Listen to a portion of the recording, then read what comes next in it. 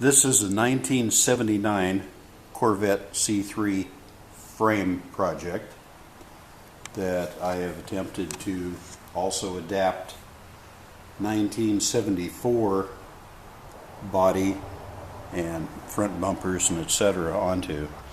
This is the 1979 forward frame assembly, which is not as long as the 74, so I had to fabricate and adapt these long bolts with plenty of thread length for adjustment forwards, in and out, and also attached to the front bumper support bar, and also the lower grille support mechanism has adjustments as well for in and out adjustment. Therefore, you got the length to fit the 74 bumper onto this particular frame. This is obviously a big block motor, which in 1974 was the last year that Chevrolet offered the big block motor in the C3 Corvette. The only other option was the 350 cubic inch small block motor. So this is one of the very last ones. This is a stock air pressure intake which scavenged high pressure from the windshield area through the hood vent and into the air cleaner, and it had a gasket around here that went up and attached to the hood to keep. There's also a inner lid that goes on here, so the air comes in, has to go through the filter so it's cleaned. This is a very expensive item to try to find or buy a replacement replica. The exhaust is all totally new.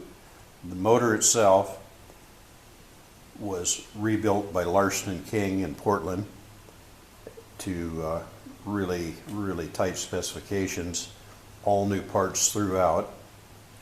The transmission is a 400 turbo hydro. The transmission itself was completely rebuilt with trick body valving and big clutches, so it'll withhandle the horsepower and give it some longevity. The frame itself was refurbished by a professional in Washington State who went through it, cleaned it, de-rusto, the whole process, and all parts were either replaced with new parts or cleaned and refurbished. But anything that was a moving part, springs are all new, shocks are new, any bearings and seals are all new. The brake lines, fuel lines, anything of that nature, brake cables, is all new materials. You'll notice down here that the links are totally adjustable, unlike the stock ones. It's all new material. The spring, the 7 or 9 leaf steel spring, was replaced with 340 pound monoleaf fiberglass, which is a nice clean application. The chassis, like I say, has new shocks, new calipers, new rotors. The trailing arms were totally rebuilt, new bearings and seals. So the entire frame itself is probably almost as good as a new frame. Everything was checked to see if there's any rust spots, any weaknesses or malformations, which it's in very excellent shape. The back end, which is not a Corvette gas tank. The original tank that I removed from the original car had been ran, and evidently the venting process was not as it should have been, and it collapsed the tank. So I opted for this larger 25-gallon tank out of a Chevy van, but of course it would not work as is. I took the 1979 filler neck assembly. I cut a larger hole in the top of the tank and modified and readjusted the entire filler assembly to go on top of this tank so it could be used and filled exactly like a Corvette would have been. All of the venting and hosing, you probably notice, looks like it's on the opposite sides. That's true. I had to turn it 180 degrees to make the appearance of the filler neck further up the tank to match up with the hole in the deck lid for the filler lid in the body itself. The one feature that I have done to this is the fact that, yes, this Corvette has a receiver hitch. This whole assembly that has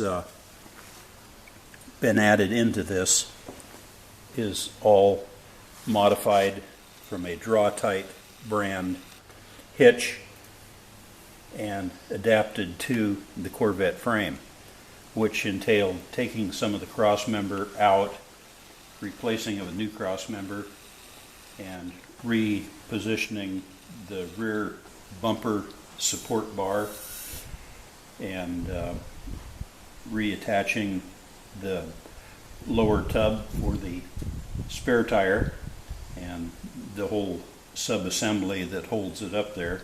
That all had to be remodified and adapted to this particular situation. And this seems to be a very easy situation. There you have a 74 Corvette with a trailer hitch. You may ask why. If you want to pull a bike trailer to haul your Harley, you want to pull your ski boat, what better way than let your girlfriend drive your Corvette and you can take your bike with you? Seems to work pretty good. I'll show you what it looks like with the bumper skin.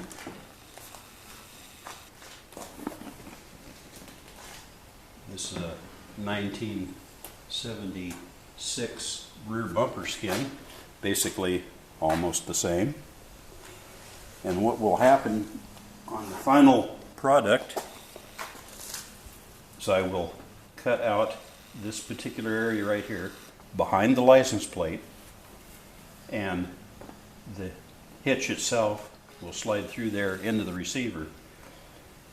When you're done, pull the hitch off, put your license plate back on, and there's no indication that there's a hitch on your car.